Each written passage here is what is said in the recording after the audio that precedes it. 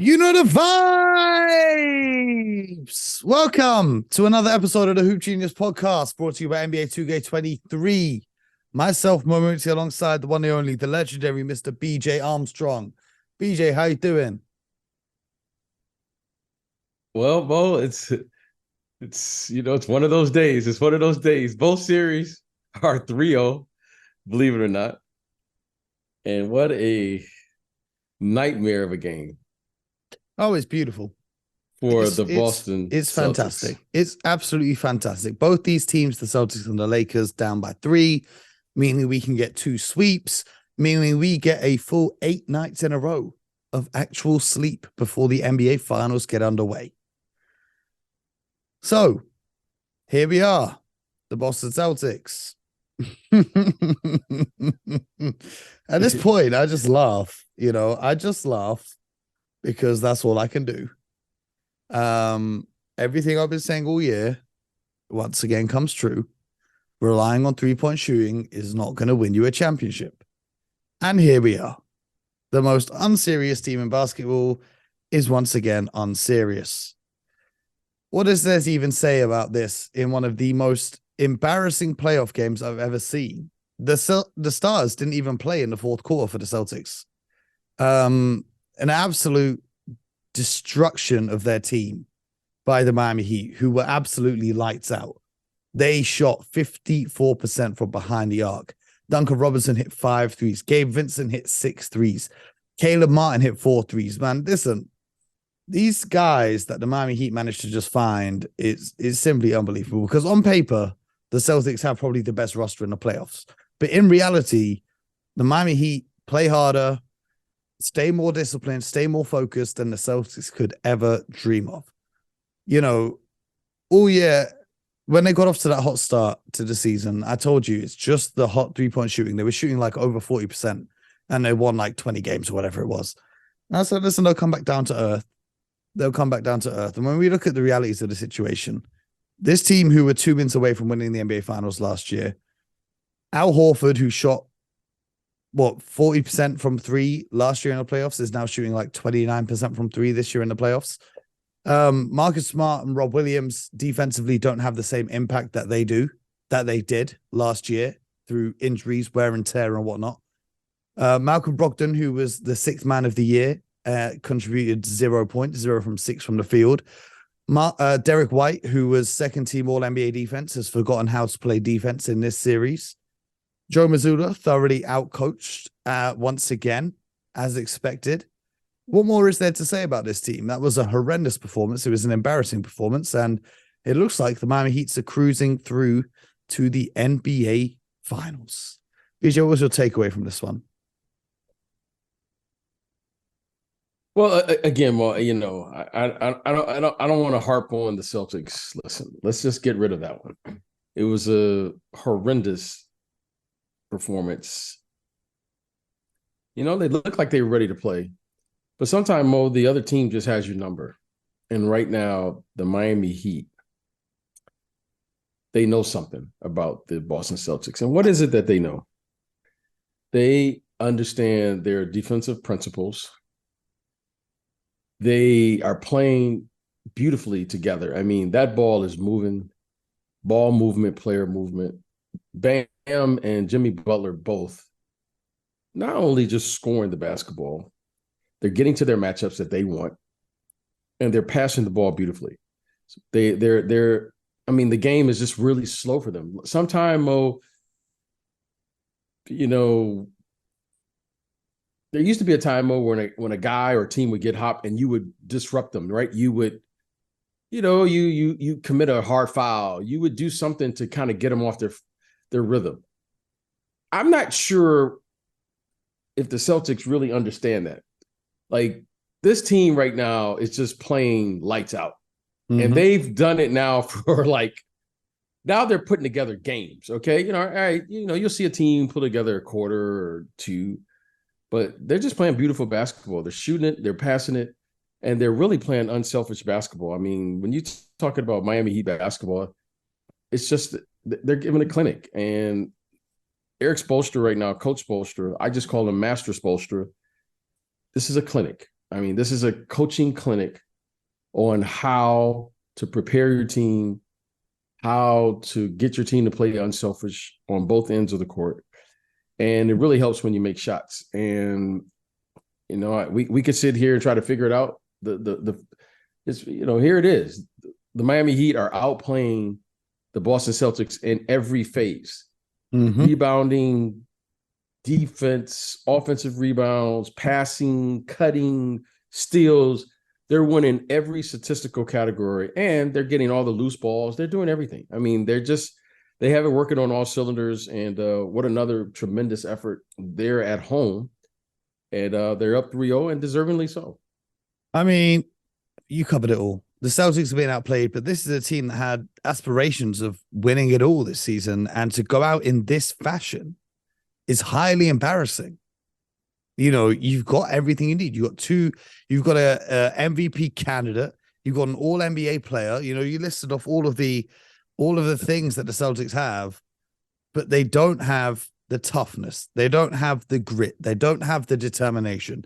Now, I don't know whether that's purely at the fault of the players. I don't know whether that's to do with the coaching staff, because it's the same team that was there last year with the addition of the sixth man of the year. But somehow last year, when they were in these situations, they could dig deep and they could find a way to win. BJ, if you mess around long enough, you're going to find out. And we said it at the start before the series even began. They played around with the Hawks, got away with the win. Played around with the Sixers, got away with the win. But at some point, it's just not going to work out. And you said, briefly there, the Miami Heat have them figured out. And this is exactly what they've got them figured out. And I said it on the show 2 days ago when the Celtics lost game 2. Eric Spoelstra said it in a timeout. If they don't make their threes, they don't win. And that's the philosophy the Celtics have had all season long. They're offering pretty much non-existent defense. The entire team is not defending at all. It's ridiculous. It is just ridiculous. So Joe Mazzulla is out of his depth, and that's not his fault. He was given this role not naturally. It was circumstances that led to him taking this job and being promoted as the Celtics coaching staff lost 3 core members over the course of this season. So it's not all his fault, but at some point, maybe teaching your team how to attack a zone defense that you learn in high school might be a good idea. Maybe calling timeouts when the other team goes on a run might be a good idea. Maybe not waiting until the second half of game 3 to throw a double team at Jimmy Butler might be a good idea. Maybe telling your team to not help from one pass away every time Jimmy Butler drives to get wide open corner threes for guys that shoot 40% from the corner might be a good idea. I don't know. These are just a few simple suggestions that I might have for Coach Joe Mazzulla of the Boston Celtics. He's not out there. He's not the one who's out there shooting air balls. He's not the one out there who's getting blown by Duncan Robinson on defense. However, there are steps that can be taken to prevent these things somewhat. But that was maybe the most pathetic. And BJ, bear in mind, I've watched every single Boston Celtics game for as long as I can remember. That might be the most pathetic Boston Celtics game I've ever watched in my entire life. This is the worst playoff exit I've ever seen from the Boston Celtics in my entire life. This is simply flat out embarrassing. Every single member of that team should be ashamed of themselves after that game. Yeah, I'd love to tell you that I've never been a part of something like this, but I have. So when no player many times in my career. When and I'm old, but once you get over 50, it all blends together. BJ, I cannot tell me a time where you went out onto a basketball court and played as pathetic defense as the Celtics played tonight. Yeah, it's happened. I can't believe that. And it happens. I things happen, and it's one of the things when you plan and as an athlete, everyone's trying, and that's the thing that really stinks is because the Celtics are trying. Are they? However, are they? Did you watch the same game as me? I want to believe it, and they're trying. However, I'm going to give I'm going to give Miami credit, and being on both sides of that. When you figure out a team, and especially as you advance in the playoffs, in the regular season, very rarely do you have to go to your counters in your offense because you only play good teams every so often.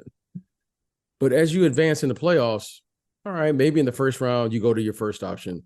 Second round, maybe you go to your second option.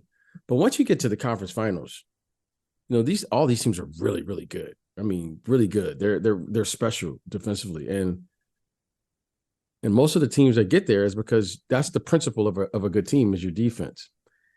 Because every championship caliber team understands this winning mentality, which is if I can stop you and you don't score, the score is still 0-0. So what you're seeing by the Miami Heat is, as well as they're playing on the offensive end, defensively, they've really figured out the Boston Celtics. And a lot of coaches, the really good coaches, they take away your primary option. And, it's hard for me to see this, but he is a young coach. So I kind of have empathy for him because he's a young coach, right? So what really good coaches do, they look at a team and they say, I'm going to take away their primary thing. Like Coach Spoelstra is saying, he looks at the game and he goes, okay, who are the Boston Celtics? And then him and his coaches, they get in there, they watch all the tape, they say, this team, it's clear to me they've determined that we're going to take away their primary thing. We're going to take away their ability to score threes because he feels, but again, I'm older. So I just look at this stuff a little differently. He said they can't beat you scoring twos because they don't shoot enough twos. Now that's what he has said. Like Mo, I always talk to you at the beginning of the game. Let's watch the menu. Let's see what the menus are. Okay. Yep. Let's see. I always tell you that at the beginning of the game. Let's first the first 5 or 7 plays to see what the coaches are saying, how we're going to beat you. But Coach Spoelstra has his team believing this. They can't make enough twos to beat you. Just don't give them threes. And it's amazing to watch because the Celtics haven't adjusted yet. It's kind of like everyone sees it except them. The crazy part is, though, I watched this Miami defense, and they're even helping off the corner shooters, knowing full well that Jason Tatum and Jaylen Brown are going to try go up and finish over 3 defenders instead of looking to the pass. So although they're taking away the threes, they know situationally when certain guys have the ball and certain guys are doing certain actions, what they're going to do. Well, if you watch... Okay, as you advance, you have to trust your team. Okay. Offensively, what's happening with the Celtics is they're not trusting their defense because they're being spread out. They're being targeted. Like they're targeting the plays that they want. And what they're doing is, if you really watch what's happening here, the Celtics are a phenomenal weak side help team. Al Horford does a terrific job. And the other kid, Rob Williams, he does a phenomenal job because he can block shots. Okay. But if you really watch what they're doing, Miami has said, what we want our 2 best players to handle the ball in an operating area. And they're always in a triple threat. They can dribble, they can drive, and they can shoot. But on the weak side, we're going to occupy them so that they can never get themselves in position to help. And while all of that is going on the strong side with Jimmy Butler and what's his name and Bam, Duncan Robinson and these guys are backdooring these guys on the weak side because they're running split actions, and Rob Williams can't get in position. Al Horford can't get in position. And then they're targeting the guy they want because they're switching on the ball. So if they want to attack, let's say Grant Williams, they'll just set screens so they get him where they want him. And then on the weak side, they start moving and cutting. And then Rob Williams and these guys can't help Jimmy and then they're getting backdoor cuts. Okay. So they understand the concepts of their defensive principles. Okay. I saw them do the same thing against Milwaukee. Milwaukee has defensive principles, which they have a drop coverage, right, Mo? Yep. Brook Lopez is always there, but while he's dropping, they're playing the short roll with Bam. They're playing the short roll with these guys. Suddenly now the drop coverage is really a hindrance in that type of offensive scheme. Defensively, they've targeted, they're saying, give them twos, but don't give them threes. And now you're seeing Al Horford, you're seeing all of these guys shoot one pass and a three. Yep. They're taking the first available three. Even if it's not really available and it's contested, they just want a three by any means. So when you can't trust your defense, that goes right into your offense. Your best defense is your offense, right? If you don't trust what's going on the defensive end, you're not going to trust what's going on the offensive end. Then it gets compounded by you not making shots. So all of this has just been a disaster for them because they need to just slow down and say, okay, they're doing an excellent job of executing. We have to go to our second and third option, which is we have to execute and make them play defense, which they're not doing. They're not screening. They're not moving the ball. Everyone's holding the ball. And what they really do a great job of, every time Jason Tatum and Jaylen Brown drive to the basket, someone's there to take a charge. Now, that's not by accident now. Every single time they attack the basket, someone is there to take a charge. So clearly, they have their scheme, run them off the three, meet them at the basket, and force the officials to make a call. And now Jason Tatum and Jaylen Brown, they're afraid to attack the basket because clearly their offensive, the way they play, they don't want to take mid-range shots. They take threes or get all the way to the basket. That's what they're doing. Which is insane considering how good Jason Tatum was scoring out of the mid-range throughout his career so far. But now it looks like if it's not a layup or a three, you don't want it. Well, that's the NBA. Those are the analytics. I mean, Mo, that's just what it is. So we can sit here and debate, Jason, whatever. That's the NBA. However, the game always reverts back to what it is. You must take the best available shot. And the shot that's most available in the playoffs is the mid-range. Yep. That's just what it is. And you have to match up on the other end. And right now, the Celtics cannot match up with the Miami Heat. And we can coach. We see this every year with the analytics. That's why it's so. I don't have anything against analytics. I don't have anything against any of that because the numbers are the numbers.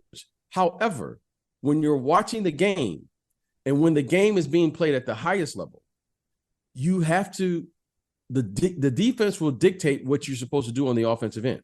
And we know that you're not going to be able to get to the basket in the playoffs. We know that teams are going to take away the three-point shot. So guess where the open area is at? The mid-range. That's where it just is what it is. Like everyone can sit here. Regular season basketball is different than playoff basketball. That's why if I were coaching or if I were running a team, I'm going to use the 82 game schedule just like, the great coaches do. It's a dress rehearsal to the playoffs. I'm not going to wait to play playoff basketball once the playoffs begin. I'm going to play playoff basketball the entire 82 games. Just like Coach Spoelstra. This team, this is how they play it all year. They're just doing it more consistently now. Yeah, their shooting has never been this good all season long. I mean, like they're locked in. Well, Mo, it's okay. You can't be this good all year long because you can't target a team. Like if you're going to play a team a minimum of 4 games, that's a different mentality than saying playing 4 games in 7 nights. Yeah. Right. You got travel. So you can't do this during the regular season. However, this is how they play. This is not a surprise. They're just doing it very consistently. And now it's for everybody to see. And give Coach Spo credit. He plays playoff basketball for the entire 82 game schedule. And then once they get to the playoffs, they're ready for the playoffs. They're not like, well, this is the playoffs. Now we're going to start playing physical. No, you're not going to start playing physical because you haven't played physical all year. So they are mentally and physically tough. Like Mo, I told you what the formula is. You got to be the hardest working, best conditioned, toughest team mentally and physically, and the most unselfish group on the floor. Those are the 4 pillars. Without question, mentally, they're the toughest team, and right now, physically, they're the toughest team. They're getting back on every transition. It seems like every loose ball they get, and they are. I mean, Bam. I knew he's a good passer, but man, this guy is like. I mean, right now, if Jokic is the best passer, Bam has got to be the second best big passing the ball right now. I mean. So it's obvious what's going on. However, I'm older, so I can see it. And right now, Boston Celtics, they're in trouble. So I don't think you talk about 82 games. The writing was on the wall for this Celtics team after they would lose 3 games against the Orlando Magic in the regular season. After they got 50-piece by the OKC Thunder, like. They've been this team the whole year long. It's not like they've just suddenly become this team. I've been saying all season long that they're not a serious contender. I've been calling them unserious the whole season long. And now you're just seeing it because they're finally facing an opponent that is serious. Yeah, you know what? That may be the case. However, you know what? We've seen crazier things happen. Sometimes it works, sometimes it clicks. And it's not, I'll say this. It's not because of talent. Whatever the case may be, it's something that only they know about. But you can argue that they have the most skilled player on the floor in Jason Tatum. You can argue, that, they have the best talent on the floor. But so without question, the Miami Heat have the best team. And they're displaying that for 48 minutes for the first 3 games of the series. I mean, Joe Mazzulla's just said in his post-game press conference that he didn't have the team ready to play. How much of this do you put down to coaching and how much do you put down to just the players not showing up?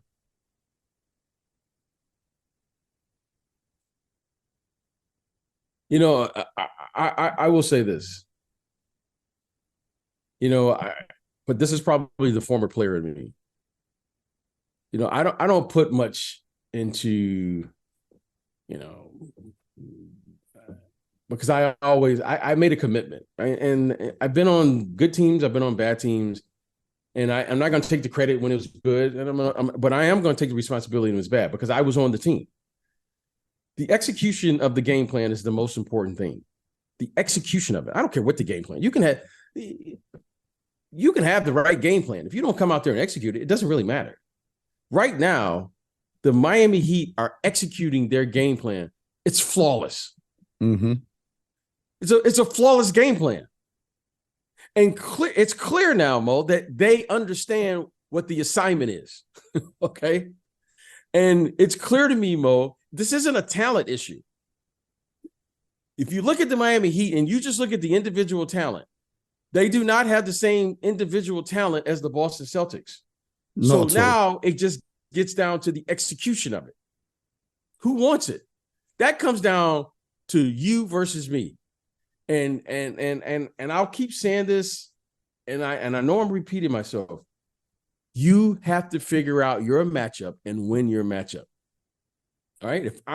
If my matchup is Duncan Robinson won that matchup today. Gabe Vincent won his matchup.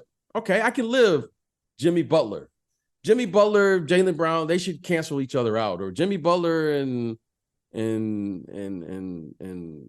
Jason Tatum. Okay, Jason Tatum, Jaylen Brown, Bam Adebayo, and all those guys. They should cancel those 4 should cancel each other out. But the other guys, Al Horford, Kevin Love, okay. Marcus Smart, Gabe Vincent, okay. I feel like we should win these matchups. Well, when you look at Malcolm Brogdon should win the matchup with Kyle Lowry. But for whatever reason, well, not for whatever reason, they're executing their game plan as a group. That's why it's so important to understand the concept of team, because a team is a powerful thing when people play together. That's what works. So right now, they're the better team. I mean, hands down. It's not even close. Yep. It's not close. And, and okay, I respect what Coach Mazzulla said. I respect that. Because you know what? Your guys are going out there playing. However, everyone has to look at themselves and figure out what is going on to where Cody Zeller is winning his matchup. They ran an after timeout play for Cody Zeller to get a bucket. I almost threw up. Okay, so they know something. Okay, what is it that they know? Well, they're the more, okay, Mo, how many times you hear me say this? The most aggressive team every night is going to get the favorable whistle. They were clearly the most aggressive team tonight. They are the most aggressive team. And they've done this now for 3 games in a row. Mm-hmm. So much so where they dominated tonight. I mean, it wasn't even close. At least the other games were close. They just dominated tonight. Mm-hmm. Let's look at the stat sheet for tonight. No Celtics player scored more than 14 points. That was Jason Tatum. Jaylen Brown got 12. Grant Williams got 12. Payton Pritchard in his garbage minutes got 12 points in the fourth quarter. Luke Cornett got 11 in the fourth quarter. That don't count. Whereas you look at the Heat, Duncan Robinson off the bench, 22 points in 22 minutes. Gabe Vincent, 29 points. Caleb Martin, 18 points. Jimmy Butler could take a back seat. He only scored 16 in 30 minutes. He was chilling. They didn't even have Kevin Love. Kevin Love got injured after 4 minutes of this game. So now you're playing against Miami. No Kevin Love, no Tyler Herro, no Oladipo, and you still can't win. This is just an embarrassment of a team, the Boston Celtics. Their season's over. What about the LA Lakers? Is their season over too? Do you think they can steal this game 4? Well, I think they have veteran players on their team who definitely don't want to go out at home and lose in front of your home base. So I think there's a pride factor that they'll bring. However, this Denver Nuggets team looks focused, and I think they are in complete command. So do I think it's going to be difficult to beat them? Yeah, I think it's going to be difficult to beat them tomorrow. I do. That's a toss-up game. However, if they don't win tomorrow, which is Monday, Wednesday they'll win for sure. Yeah. Okay. All right. But I will say this. You'll be able to tell in like the first 5 minutes of the game whether the Lakers really want to play. Because if they get down big, like if I were the Nuggets, my whole thing is let's get them down 10 so that they will question themselves. Do we really want to work this hard to get back in the game? And do we really think we can do this 4 times? Yeah, because they got to win 4 out of 5 games. That's what I'm saying. My whole thing with 4 out of 4 games. 4 out of 4 games, even. It's not to try to beat them in the first quarter. It's just to keep them down, to make them really think about, man, you know what? You're down like 12 points late in the second quarter. You know what you're saying, Mo? You're like, man, let's just get this over with, man. We can't beat this team. And then they'll go away. So that if they get down big early, you will be able to tell. If they get down big early. But I think they do have pride. I think the Lakers have enough pride to want to win. I'm not saying they unlike the Celtics. Celtics look like they didn't even want to be there. Their bags are packed, ready for the Cancun vacation. I'm gonna tell you something, Mo. I'm gonna tell you. You know what it looks like. You know what it looks like, Mo.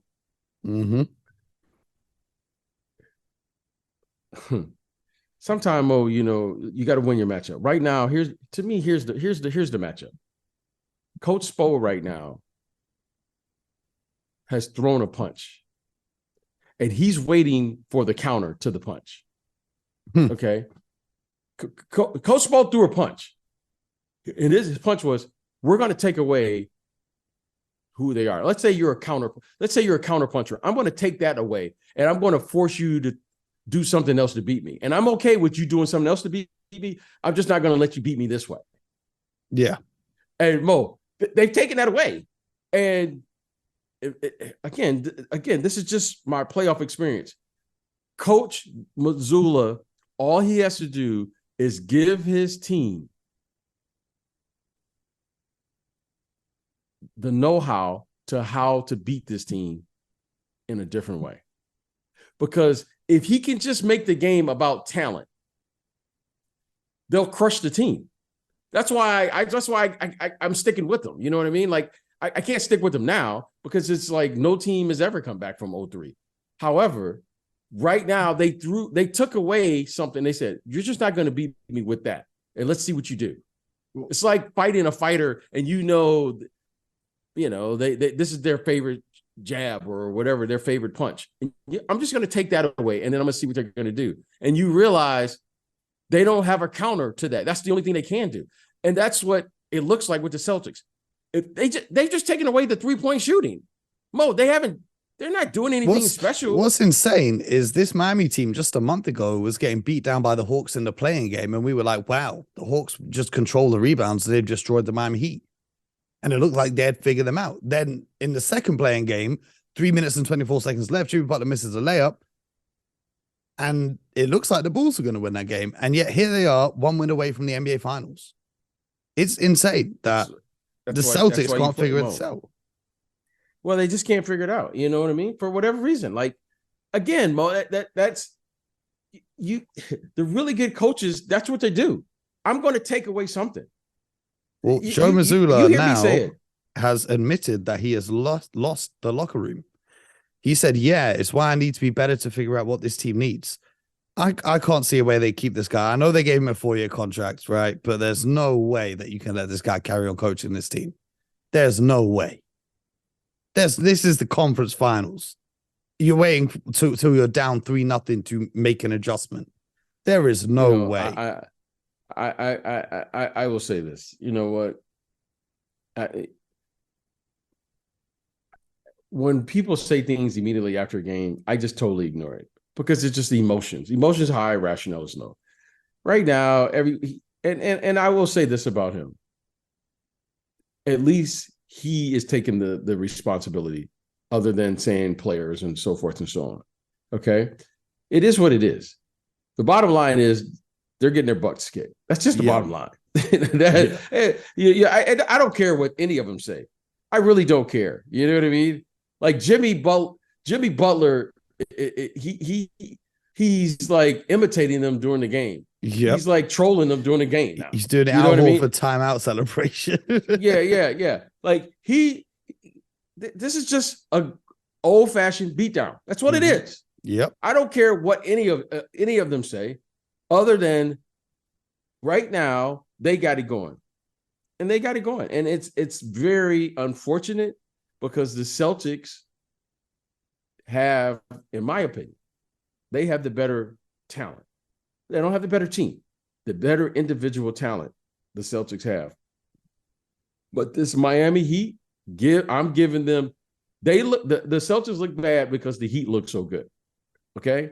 That's what it is. So I'm going to give all the praise to the Heat, their coaching staff, their scouts, because they're finding guys that, clearly, when you look at the guys, you go, how is this working? Like, Mo, you look at the team. Yep. Like, how is this working? But they know something. Mo, it's their system that fits their guys, and give them credit for, finding guys that fit their system. Yep. Shout out to them. They deserve it. It's a well-coached team. It's crazy that this roster and the criticism they got during the regular season, even Miami Heat fans during the regular season didn't think this would happen. I know there were Miami Heat fans who were hoping that they lost the play-in so that they could get a better draft pick. Yet here they are. It's absolutely unbelievable what they've done. Congratulations to them. Hey Mo, I was watching the game today. And I for sure I know you was in the stadium. Were you at the game today? No, that was my pops courtside as always. Oh, no, okay. I just want to make sure. Yeah. Listen. Well, that's the NBA Conference Finals. They roll along, and we'll be back tomorrow to break down the Nuggets and the Lakers and see if the Nuggets can eliminate them. But yeah, I'm looking forward to a week's worth of sleep if these two sweeps unfold as predicted. Nice. And finally get some rest before the NBA finals. That'll be nice for once. Nice. That'll be nice for once. Nice. But yeah, the Celtics should be embarrassed. That was a disgraceful performance. All right. But yeah, any closing thoughts? No, let's move on. Hey, this is the NBA. Everyone makes a run. Let's move on. Game 4, LA versus the Nuggets. Yep. So let's move on. We got to move on. Let's get it cracking. We'll see you guys tomorrow. Make sure you subscribe to the show. Most importantly, unlike the Boston Celtics, get buckets.